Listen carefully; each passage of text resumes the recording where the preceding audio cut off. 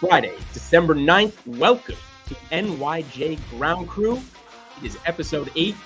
Joining me, as always, reporting from Jets Universe, Johnny Jets.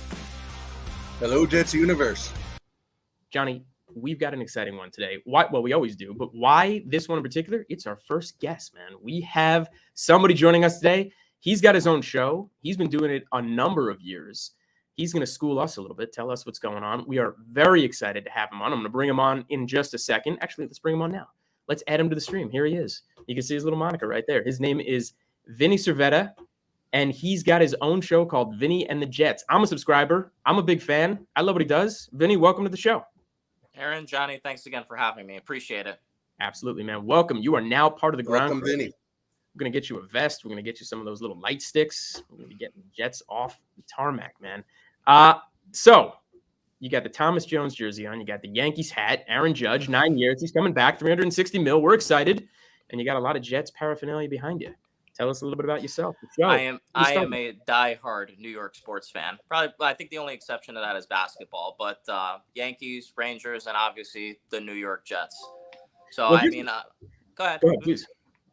Well, I was going to say, no, I started my podcast just a couple of seasons ago when we were at the peak of COVID. My job made us all work from home 100%. And between my short breaks and my lunch breaks, I had nothing else to do with myself. And as I was telling you when we first got into contact, this is the only thing I'm passionate about besides my family is this team. And I'm 36. I've followed this team since 1997. For those of you that know your history, that's when Bill Parcells got the job. And I fell in love with the team. Just little did I know how difficult it was going to be to follow this team through and through. Hey, man, a little drama in all our lives, and it helps us persevere, and we love that. But I wanted to say specifically because you got the combo of the Yankees and the Jets, like myself. I mean, obviously we know Jets Mets is usually the standard, but I love being a Yanks Jets fan, myself included. I'm from Westchester originally, and where are you located? I live in southwestern Connecticut, right on the shoreline. I'm about 1 hour from New York City. With if I take the train into Grand Central, we're about 1 hour away from there. As far as the combo, because it's rare to find another Jets-Yankees fan. The Jets, I picked them because that was my father's team. He came to this country in 1983, and he started following football. And the local teams are Jets, Giants, Patriots, and I live in New England. And people say, well, why would he pick the Jets? And coincidentally, back then in the 80s, the Kelly green was the official team color, which happened to match his hometown soccer team you've probably never heard of called Avellino, which is where my family's from. And he always told me the first time he saw Mark Gastineau and Joe Klecko in action, he was like, these are my guys. I mean, the sack exchange, right? And it's exciting because it was pretty exciting in the 80s. I mean, that's when I started becoming a fan, but that's a pretty cool story as to why he was. And, it's interesting because my father, I'm going to give you a quick anecdote myself, grew up a New Yorker. And at the same time, like, he got married to my mother in 1969, and of course, Namath on the scene. And it was a big thing for him. And that was like, I think it was the only time he's ever made a bet in his life was on the Super Bowl. And it was a big thing because her whole family from Baltimore, and he was so excited. And he's like, hey, the Jets are going to be the Colts. And everyone's like, you kidding me? You guys are 90-point dogs. And he actually won that bet. And ever since then, and he loves telling that story, my brother and I were hooked. And of course, we became fans. Johnny, how about you? Well, I want to give Vinny a lot of credit. I mean, being in southwestern Connecticut, I understand that there are some Jets fans, but it is primarily Patriots and Giants fans. So to not only be a Jets fan, but to actually find the other Jets fans in southwestern Connecticut, that shows a lot of fandom on Vinny's part, and that's awesome to see. Vinny, we appreciate what you're doing out there in enemy territory, man. Holding down the fort, Somebody's got to do it. It's not easy. And as far as the Yankees go, Pops isn't much of a baseball fan, so I get the best of both worlds. I get an underdog and I get a champion. Yeah, exactly. It's a nice duality. All right, but obviously we're here to talk Jets football.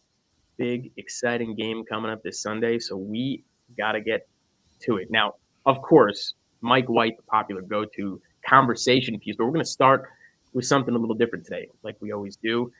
We'll get around to Mike White. Of course, he's worth talking about. But I want to talk about Bam Night, all right? This guy looks ready for a breakout, and he looks ready. And you can run on the Bills, right? And we've been getting away from the run game a little bit lately. So what do we think? How do we get this guy running through the gate 100-plus yards and make him the focal point of this coming game? I think you got to increase his workload, but I wouldn't expect it to be, that much heavier. With now Michael Carter, as you know, is going to be back into the starting lineup this coming week, so I expect those two to split the carries. Michael Carter, the last time he played the Bills, he had a big game, 12 carries, 76 yards. He scored on the ground, so I expect him to get his carries back. But as far as Bam Knight goes, I absolutely love the kid. He kind of reminds me of Sean Greed in that 2010 season where he came on late in the season for the AFC Championship run with fresh legs. So, I mean, I don't know what's going on with James Robinson. Clearly, he's in the doghouse for what? We don't know. Part of me leads me to believe that JD is just like trying to keep his yardage low to keep the draft trade compensation at a 6 rather than a 5. I wouldn't put it past him. How many, by the way, do we know how many yards are left? I mean, is anyone keeping track of this? 268 yards before we got to give up the 5 or what? I don't have stats in front of me, but again, I mean, he's a mastermind when it comes to the trade. I absolutely love the GM, but as far as our backfield goes, right now I like this punch of Bam Knight and Michael Carter. I think James Robinson at best is a rental this year. I don't expect him back, but look out for this team next year when we have Breece Hall back in the lineup. I think it's going to be amazing. I mean, when was the last time we had this much depth? Johnny? I agree with everything there. I also think that getting back Elijah Vera Tucker is absolutely going to help the running game next year. That's essential. Yeah, no doubt about it. And to your point, I mean, when was the last time we had this kind of depth? And I don't want to forget one other guy who I think does a really good job is Ty Johnson. Okay, this kid can catch out. I said kid, but he's a seasoned vet at this point. He can catch out of the backfield, and Mike White loves to find him through the air, and we know that's important. You know, if you got 4, 5, 6 touches coming from Mike White that way, and he can be pretty explosive. I mean, if you've got those. You know, if you're 4 deep there, you really got something. And I agree with you. I mean, all the talk was Robinson is going to be part of this, and he's a big pontoon. We'll see. And if he's not part of next year, okay, we've got the depth. But I kind of wanted to say, like, I'm wondering, and to your point, I mean, Carter's coming back, but I still think Knight's going to – he might still see 15-plus touches. Any thoughts on that? Definitely not against it. It's just, our offensive line has taken such a hit throughout the season. Can they open up the holes for the kid to, make its way through the spaces? I mean, I wish they had given him the ball in that 2nd and 1 in Minnesota last week before, LaFleur decided to get cute and, basically cost us the ball game. But that's a story for another time. But increase his role, increase his touches. I wish we were able to give him some more run earlier this year. But again, at that point, we were still enjoying the riches of having Breece Hall. But what a find to keep him on the practice team and just, hide him this whole time. Yeah, amazing. And I think we knew what we had watching the kid in preseason, or at least, the coaches knew what we had, and they were not going to give up on him. So it's pretty exciting that he's getting his chance for sure. This time around, this is a much different game, right? Not just the fact that it's in Orchard Park, but the personnel is a lot different. I mean, on our side of the ball, on the offensive side of the ball, the Jets, for the most part, we're a lot better off. We've got George Fant back. And if you really look at his tape, he had a very good game last week. He needed to get on the IR, get healthy, come back. I mean, he was elite again. He was looking like he did a couple years ago in 2021 when he was pretty good. You got Corey Davis now featured over Mims. You got Elijah Moore out of the doghouse, right? Obviously, Bam Knight, who could be a big part of this. And, of course, the White Knight, you got Mike over Zach, and that's exciting. Johnny, your thoughts on how much better we are on the offensive side of the ball this time around? Well, definitely have better personnel and better opportunity to win with Mike White. I think a lot of it will be determined by LaFleur's game plan, whether he does get away from the run too early, whether he has a more of a balanced attack than he did last week against Minnesota. If the running game is a significant part of the Jets offense against Buffalo, then the Jets can win this game. Yeah. Vinny, what do you think? I think the offense operates 100 times better with Mike White under center. I mean, barring, God forbid, a disastrous set of events on Sunday, if you tell me he's going to go out there, throw for 300 again and say he finishes 1 touchdown, 1 pick, but they lose the game, I still want him as QB1 for the rest of the season because he's doing things that Zach Wilson wasn't able to do in 20 consecutive starts. And I'm not going to go on record and say I want to throw Zach away this year or next year. I'm not even sure we have the franchise guys under center right now. We're not asking Mike White to be the franchise guy. I just want him to manage the offense, and he's clearly shown he knows how to make all the easy throws. He can make all the throws right now, and just look at the way this locker room has rallied around him. When they lost that game against Minnesota, everybody came to his defense. You had Garrett Wilson saying they would go to war with the kid. You got guys boarding the plane wearing shirts that say Mike F. and White, and then getting off the plane, and they're all dressed as the Mighty Ducks. I mean, what is that? I mean, it tells so much about how much they love the guy, and it's just he's established himself as the leader in such a short period of time. Yeah. And one thing you brought up, and we talked about this last week as well, the fact that he's got, the opportunity or the ability to throw 300 plus yards. And he did it back to back, 350 plus yards. And it's not something to be taken lightly. I mean, Zach in 20 games under center, one time over 300 yards. It was against the Patriots, we know, as the first game. And a lot of that was junk in the fourth quarter when the game was out of hand. So Mike White's got that ability, and that's a huge thing. And again, as long as he's not throwing 3 or 4 interceptions, we can all live with one. And if he's the guy under center, yeah, I think everyone on this podcast does a lot better with him than Zach. Back to the personnel, though, for this game. We know what we look like on offense, but on defense, and this is tough, against the Bills, a whole different look. And there are 4 key guys back for Buffalo, okay? And look, 2 of them are all pro when they're healthy. And I'm talking, and actually really 3 of them. I mean, I'm talking Jordan Poyer coming back is tough, especially, at that safety position. It's a good thing, there's only one of them instead of 2. But he's tough. Tre'Davious White's a big name that jumps out at me. He's not as healthy, and he's nowhere near the player, and he's got a long way to go to come back. But still, I mean, he was one of the absolute best cornerbacks in the game before he went down. And that's daunting to go up against. And there's really one guy more than any other that scares the hell out of me. And I'm glad he was out the first game. And I'm not talking Von Miller because, of course, we know he's gone. And we'll talk about him in a minute. But it's Matt Milano, their linebacker. This guy is sideline to sideline. He is everywhere. He's a menace, and he can get to the cornerback, right? So, your thoughts on that? I want to hear what everybody thinks going up against a very different defense. Those 3 guys alone are a lot tougher to go up against this time. Well, I think it's important, like what they were trying to start establish with Zach is ask what Mike to do is try to play boring football, take what the defense gives you, establish the run early, and start to wear them down like you did in the first game. You start to wear them down early. I want them to get the ball into their playmakers' hands. I want another big game out of Garrett Wilson because for those of you who don't remember, he had a huge game against Buffalo in round 1. He finished with 8 catches, 92 yards. He didn't score. Why would it not happen again? I got my hot take for this game prediction. I expect out of Garrett Wilson, 10 catches, 115 yards. I think he scores, and he brings home a 5th Pepsi Rookie of the Week belt.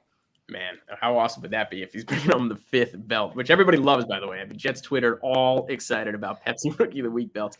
Johnny, what do you think about this new look defense for Buffalo? I mean, are we okay with these guys, or are Poyer, White, and Milano? I mean, are they just warm bodies that are in there, but they're not nearly as healthy? They're not nearly at 100% and not nearly as effective. Should we be worried about them?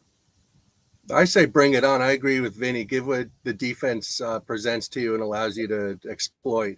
That's what the job of LaFleur is, and that's what we got in Mike White, the ability to do different things. Doesn't have to be spectacular. Doesn't have to be throwing the ball 90 yards down the field. Just has to be playing within himself and getting the ball to his playmakers and allowing to move the offense based on what the defense presents. LaFleur, can't get too cute and too fancy with the end arounds. It's got to be just establishing the run, like Vinny said, and then opening things up for Mike White's passing game. Can I just say something about that? Can he stop with this nonsense with these end arounds, trick plays, flea flickers? Like, I'm over it. Like, once in a while, it's okay if you want to throw the defense off balance, but I kind of he's doing this every single week. Like, once in a while is all right, but I mean, it's got to come to an end. It's going to get too predictable. And like I said, I'm not calling for LaFleur's head. He's had back-to-back weeks of 500 yards of total offense. But when the game is on the line, please put the ball into your best playmaker's hand. Perfect example of that 4th down call with the game on the line, and Braxton unfortunately drops the pass. My question to you, to Coach LaFleur, is this: why are we looking to wide receiver 4? Why wasn't the pass designed for Garrett Wilson or Elijah Moore in the biggest moment of the game? I mean, I'm not throwing Braxton under the bus, but he's your wide receiver 4. He was primarily signed to be a special teamer, your kick returner. You know what I'm trying to say? Yeah, and to your point, I'm wondering if if it was really designed, obviously, go to Braxton, but we were talking about this last week as well. I mean, you've got bigger bodies than that, and obviously Moore and Wilson, tremendous, and certainly red zone threats. But I mean, if you've got Usama out there, you've got Conklin out there, and specifically you've got Corey Davis, 6'3", 50-50 ball guy, even Mims, if you want to throw the ball up there, against these shorter cornerbacks, that's who you're looking for in short yardage in the red zone, right? If you're 3, 5, 7 yards out, that's where you want to go. So Aaron, good point about bringing up the tight end room. I mean, last year I felt we had probably the worst tight end room in the entire league when we came from a world of Chris Herndon's, Wesco's, Tyler Crofts. I mean, you invested a high draft pick into Jeremy Rucker, which unfortunately he's been the quietest member of this draft class, and I think this draft class was an absolute home run. But then you pay big bucks to Uzama and Conklin. I mean, Conklin for a revenge game, he was basically absent. Uzama, I don't think he's a $10 million tight end, but his best character traits with him is just his leadership. That's number one. And his blocking ability is second to none. But for what they paid these guys, it's just like our tight ends are still invisible. Well, look, I mean, Uzama had a massive catch in that last game, right? I mean, the over-the-shoulder catch, and he hauled that in. And to your point, like if we want to establish and get back to the running game, they're important. I mean, Conklin and Uzama especially, if we're going to throw 12 personnel out there, he's a big part of this offensive line, especially one that's been banged up. You need guys like him, and you needed Corey Davis coming back and doing better than what Mims does on the line. But to your point, yeah, I think in the short yardage stuff, we still got to give them a chance. I mean, Conklin especially is a pass catching tight end, and in the red zone, you got to be looking for him a lot more. It shouldn't have gone to Berrios, that's for sure. All right, back to the personnel, because I want to wrap this up on that. There's a fourth guy coming back for the Bills, and we're going to see about this. Their O-line is pretty banged up. Again, they're hurting over there, but there's one guy who's coming back. Their right tackle, Spencer Brown, not a household name, nowhere near the all-pros we mentioned on defense. Okay, but David Quisenberry, I think he gave up 11 pressures in the first game against the Jets, and now we've got somebody else. I mean, that's a big different look on the left side of the line.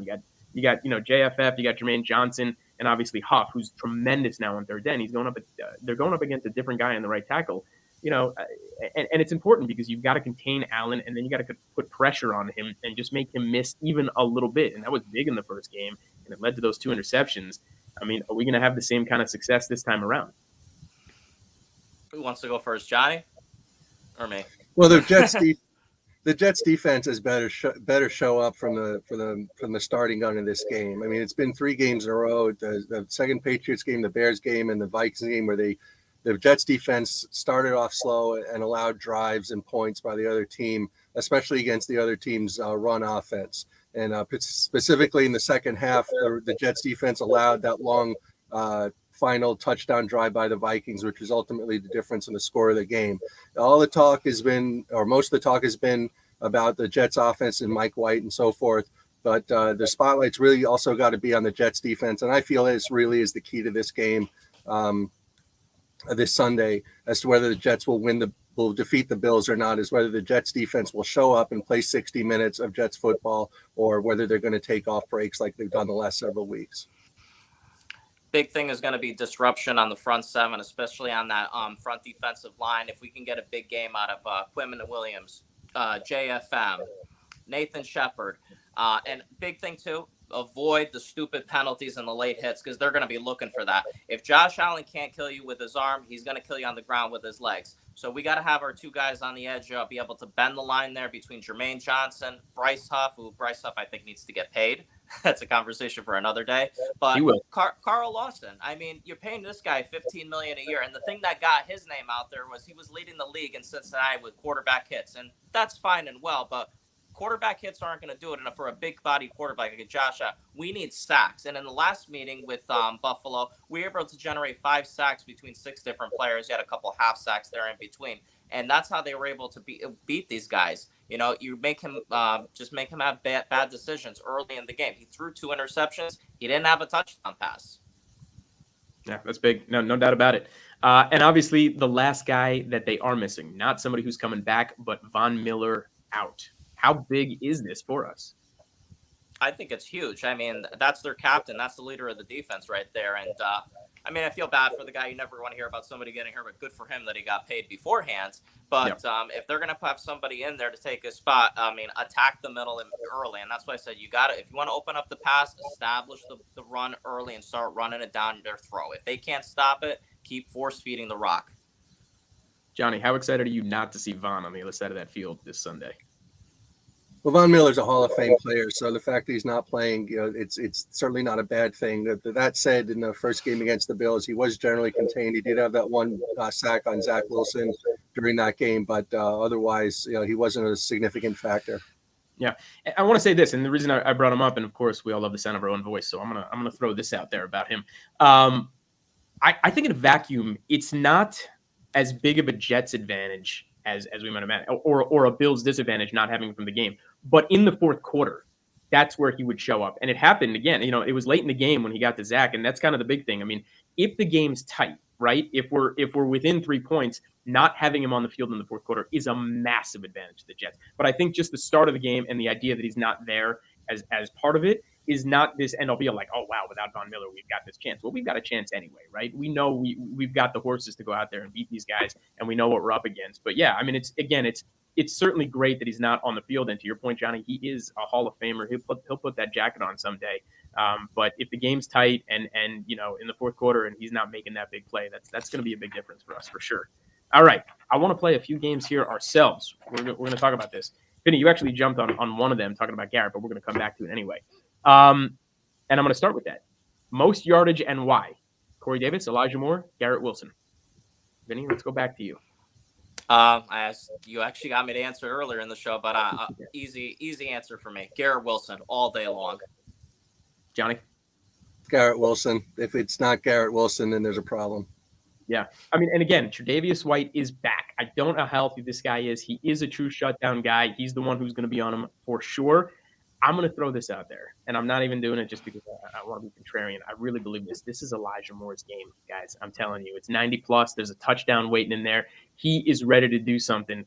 There was something going on with him and White in the locker room this week. There's a love affair going on there, even though he wasn't featured in that game in Minnesota after obviously he had the great game when Mike first stepped in for that first game. There's something going on there. These guys want to play with each other. I think Corey Davis, they're going to be looking to bottle him up. He's going to be a bigger feature in the run game, a lot of down the field blocking. Obviously, Garrett Wilson, I mean, he's explosive. He's amazing. We know how great he is.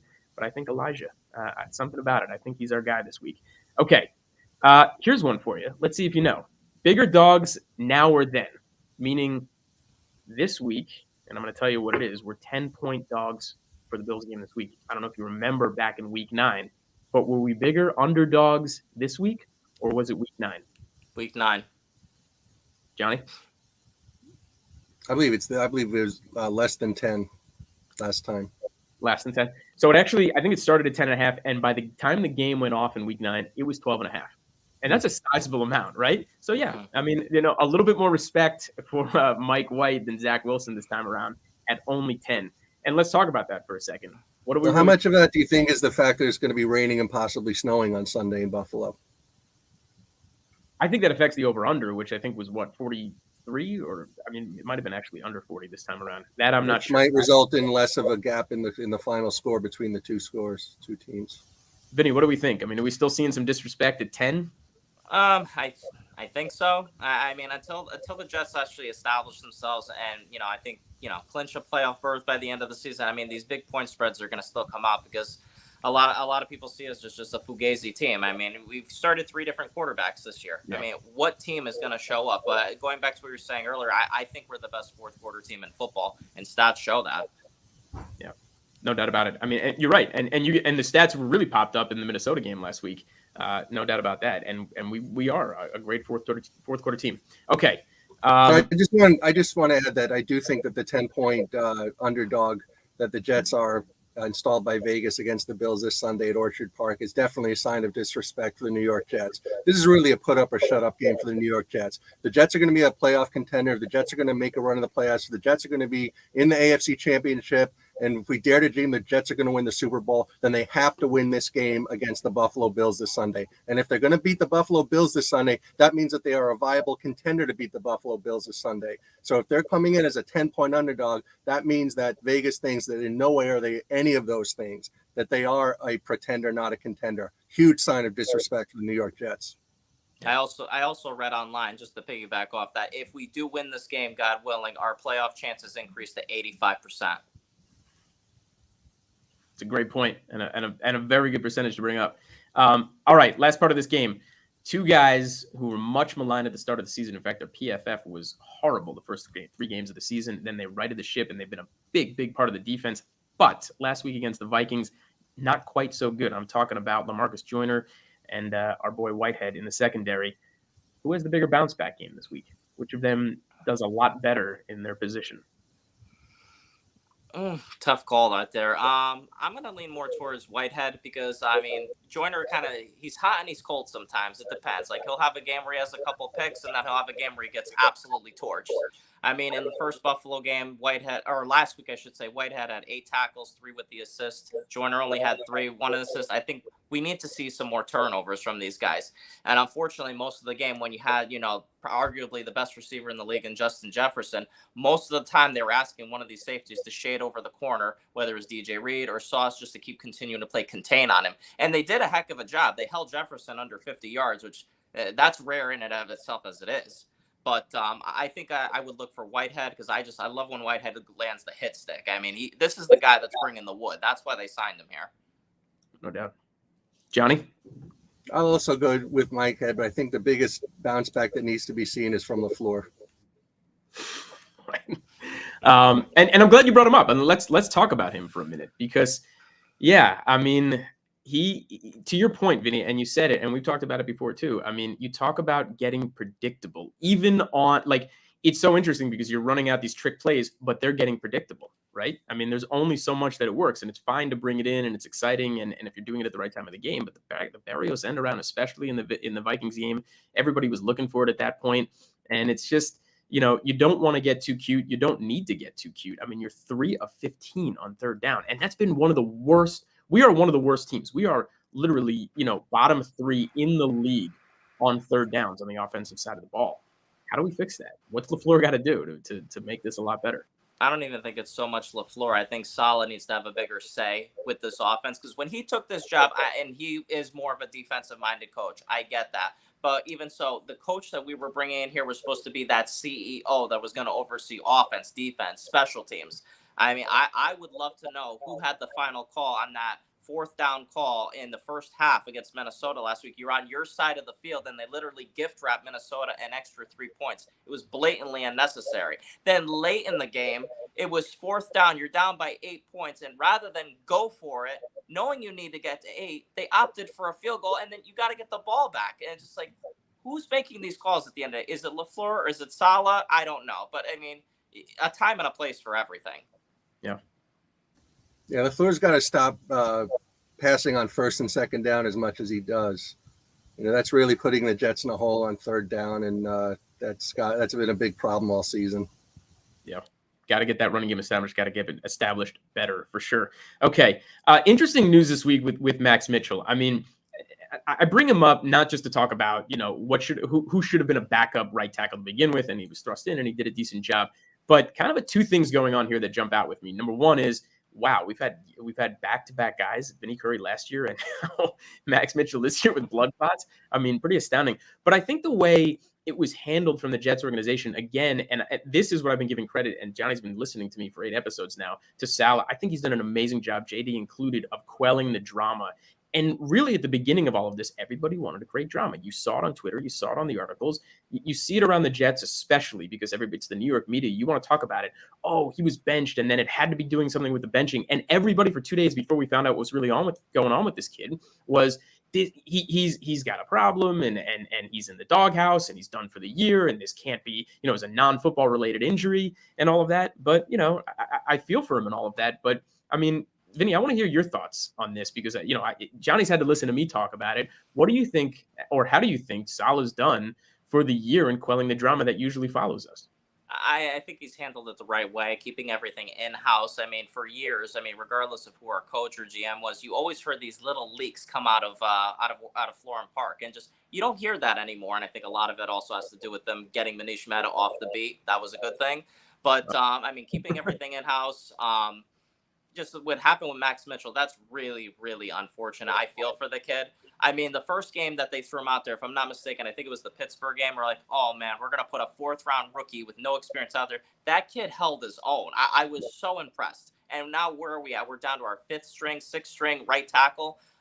He definitely earned the right to compete as the swing tackle for next year, maybe even the right tackle.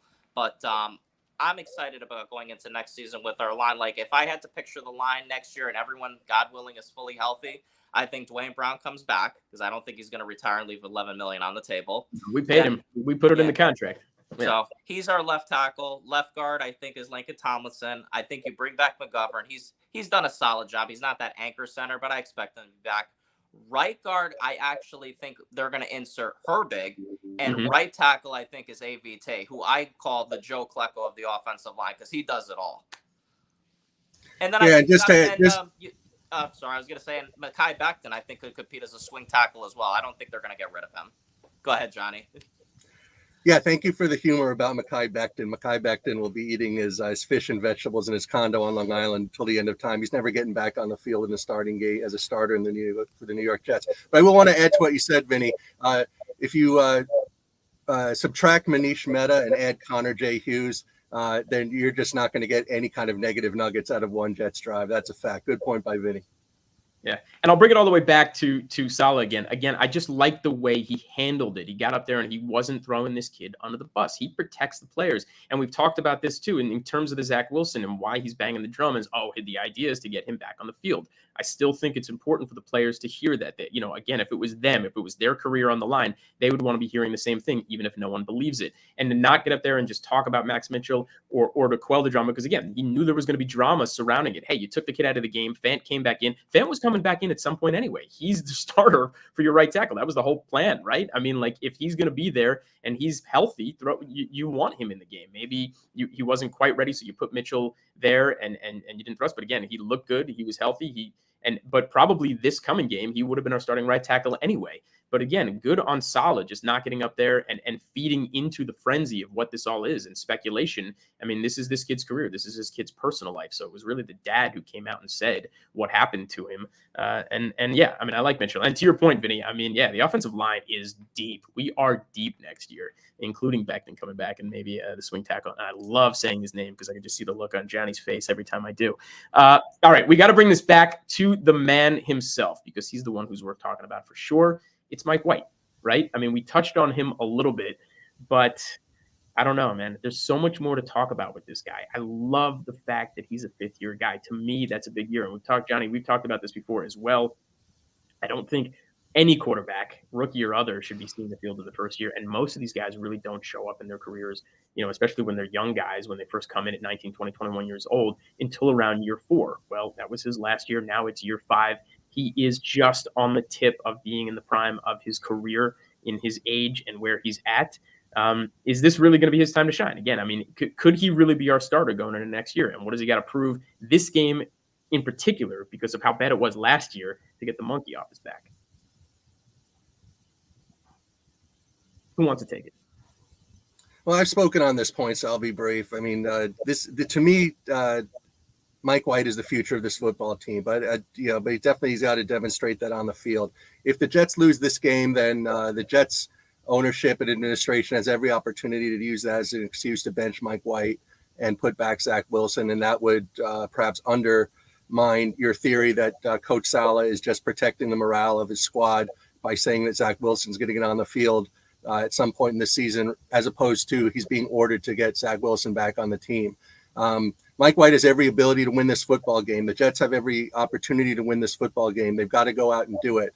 If they do it, then they're not only in line to make the playoffs, but they're potentially in line to win the AFC East, although the percentages would be less than 85% chance of that.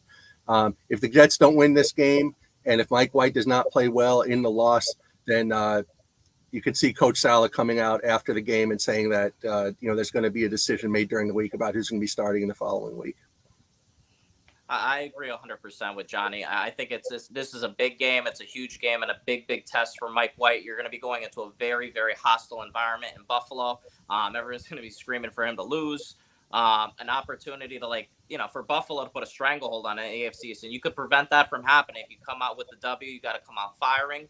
I think he's got the entire locker room behind him. And if he does this and you sweep the Buffalo Bills, the team that everybody and their mother was picking to not only win the AFC, but possibly win the Super Bowl, I think he maybe is in line to get a contract or get an opportunity to be QB1 in 2023. But again, with the schedule getting soft after this game, if you lose this game, I could totally see ownership stepping in and say, we want Zach Wilson to go ahead and play the Jaguars and the Lions.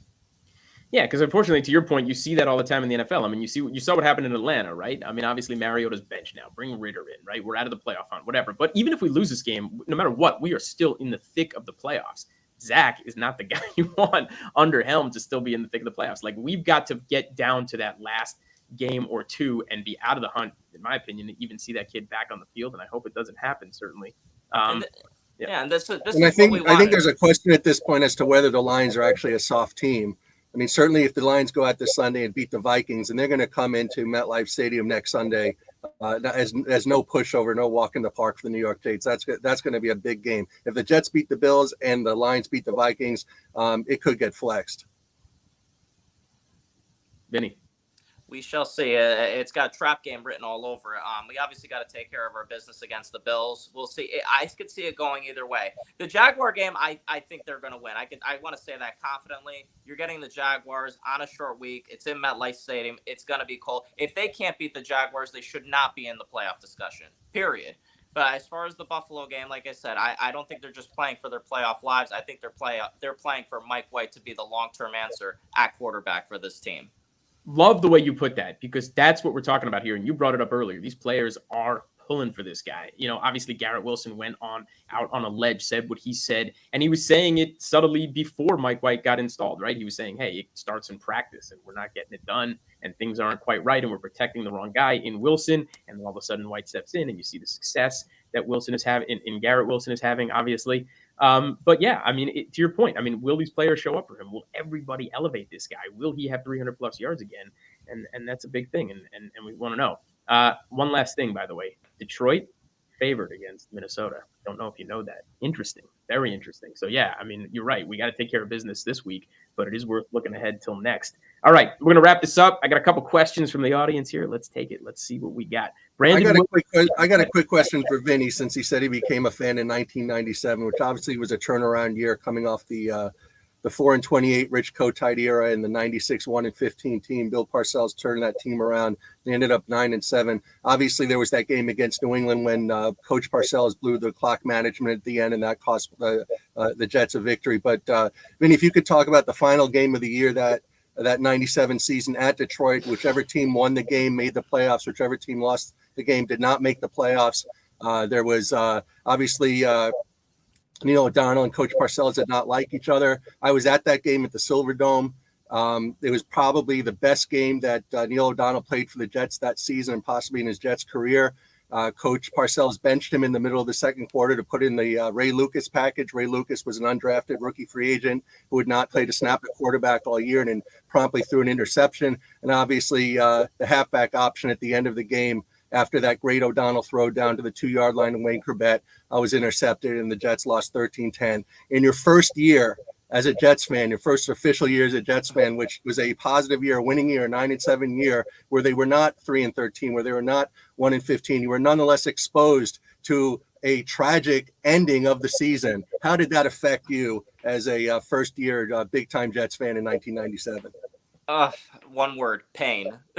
Pain. I was just like, they took the worst team in football and in 1 year almost became a playoff team, which is still to this day, that's one of the greatest turnarounds in football history. I mean, Coach Parcells to me is like a god. He turned 4 bad teams around in a very, very short time. But I mean, as far as that game goes, it's like you said, I remember he didn't get along with O'Donnell and he didn't trust him at the end of the game with the ball in his hands. Going into 98, I remember he really favored Glenn Foley. And Foley, I remember he opened up the season. He was the first Jets quarterback in God knows how long to throw for 400 yards in a week 1 game. They ended up choking against San Francisco, first play of overtime. That's another one. Like, that's the thing with being a Jets fan. The worst moments, they just stick with you for the longest time. But then obviously we know what happened that year. Foley got hurt. He inserted Testaverde, and I still remember watching the AFC title game in Denver when the announcer said at the start of the 4th, Jets fans, you don't need me to tell you, your team's 15 minutes from the Super Bowl. And then they started turning the ball over like crazy. Right. I was at that game at Candlestick Park week 1 in 1998. Obviously, the defender fell down on that first Foley to Keyshawn Johnson touchdown to give the Jets an early 7-0 lead. But to your point, yeah, when overtime started, the Jets punted down to the 4-yard line for the 49ers. There was that end around run by Garrison Hurst, 96 yards. I recall all the San Francisco fans around me stood up, started cheering. I didn't even stand up.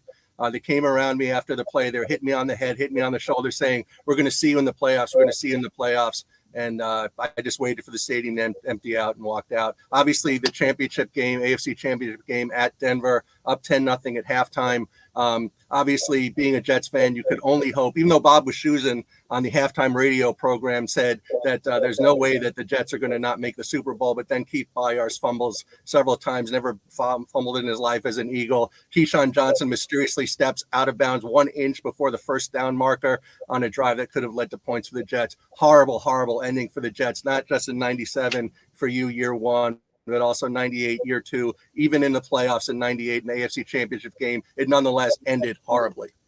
No, I know. And I tell you, I've seen them play in that AFC title game 3 times in my lifetime. Obviously, you got the 9-10 years with Sanchez, but to this day, 98 is still the most painful because that was the greatest team I ever saw assembled. I fully believe you play Atlanta, who they had beaten Atlanta earlier that year by 40-plus points. They were going to be Super Bowl champions, and I think they built a statue to Bill Parcells.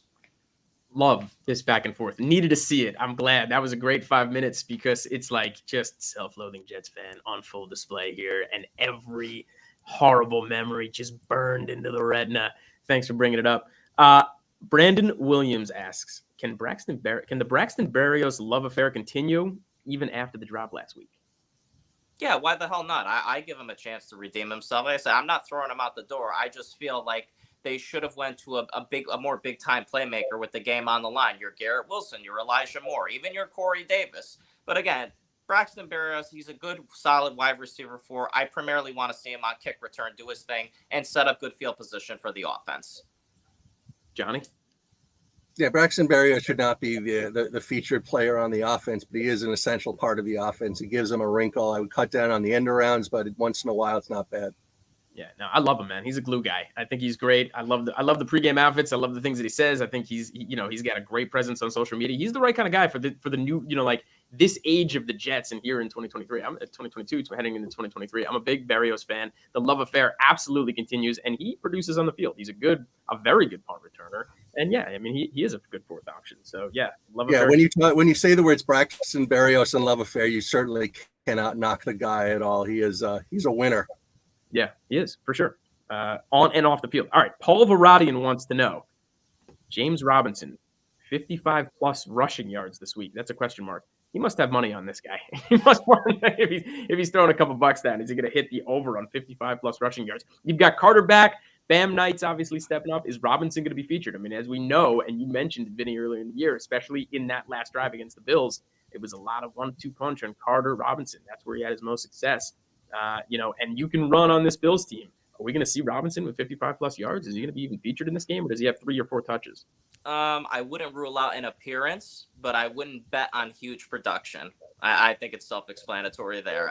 Something is going on or whatnot. He must have done something to piss off the coaching staff because he's slowly just disappearing from the offense. And I think that you're going to see a lot more Bam Knight, especially this weekend, especially with the reemergence of Michael Carter to the lineup. Yeah, I think the Bills defense will have had to bet on the over on the James Robinson 55 yards for James Robinson to get more than 55 yards. Yeah, by the way, I'm not even sure if that's the actual Vegas OU. That's just what the question was. But yeah, man, talent rises above. Bam, Zonovan Knight. We want to see it. All right, we're wrapping this up, guys. This has been awesome.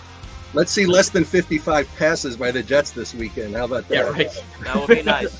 That's a perfect segue. I love that.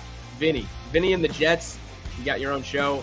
I'm a subscriber, big fan, love what you do. Really, really, really appreciate you coming on. This was awesome. We'll have to do it again. Great stuff, Vinny. Yeah. Thank you both for having me. This was a lot of fun. Everybody, this has been episode 8, NYJ Ground Crew. Go Jets this Sunday. We'll do it all again on Tuesday. See you after then. Thank you, everybody. Goodbye, Jets Universe.